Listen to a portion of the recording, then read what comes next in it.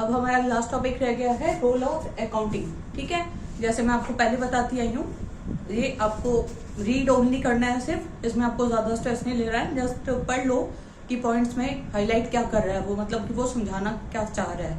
ठीक है, तो आइए, रोल एज लैंग्वेज, मतलब रोल ऑफ लैंग्वेज होता है, मैंने आपको जैसे पहले बताया accounting it's a language of business, right. तो देखिए it's viewed as language of business, इसको व्यू करा जाता है कि ये बिजनेस की लैंग्वेज है।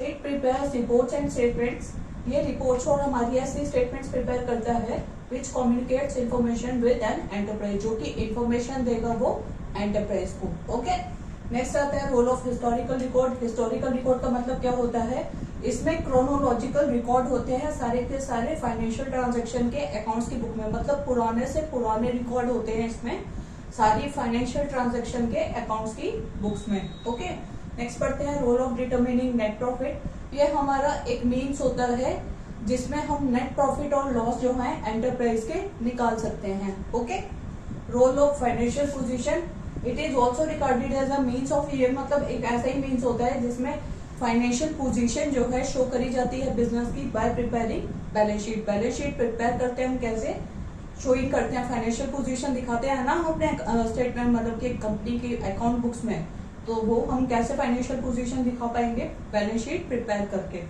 लास्ट पॉइंट आता है रोल ऑफ इंफॉर्मेशन सिस्टम। इसको अब इंफॉर्मेशन सिस्टम कहा जाता है, कैसे, क्योंकि ये कैपेबल है कि वो आपको काइंड इंफॉर्मेशन प्रोवाइड करेगा, मतलब अच्छी इंफॉर्मेशन देगा, जिससे मैनेजर्स और जो दूसरी इंपॉर्टेंट और इंटरेस्टेड पार्टीज होती हैं वो आपके जो है अप्रोप्रिएट डिसीजन, मतलब ठीक डिसीजन ले सकते हैं वो कंपनी से रिगार्डिंग। ओके, एक बार दोबारा पढ़ लीजिए सारे पॉइंट्स। रोल ऑफ लैंग्वेज, जैसे मैंने आपको बताया accounting it's a language of business, it is viewed as language of business. It prepares reports and statements, मतलब ये वैसी रिपोर्ट्स और स्टेटमेंट्स प्रिपेयर करता है जिससे वो इंफॉर्मेशन जो है बताएगा with an enterprise.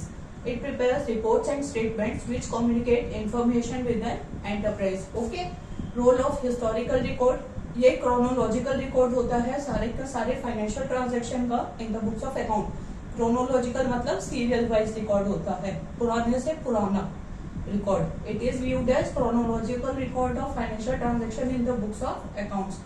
Role of determining net profit, मतलब कि इसमें हम नेट प्रॉफिट और लॉस जो है निकाल सकते हैं किसके, एंटरप्राइज के।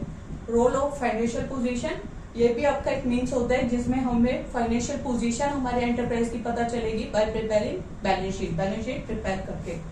Okay, role of information system, मतलब ये हमें ऐसी काइंड इंफॉर्मेशन देता है जिससे मैनेजर्स और जो दूसरी इंटरेस्टेड पार्टीज होती है वो हमारे इंपॉर्टेंट डिसीजन ले सकती है हमारे बिजनेस से regarding. It is now recorded as information system because it's capable of providing kind information which managers and other interested parties required to take appropriate decision.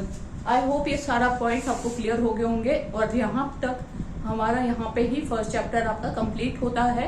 I hope मैंने आपको बहुत easy way में समझाया है। फिर भी कुछ भी पूछना हो कमेंट सेक्शन में अपनी क्वेरीज डालते रहिए।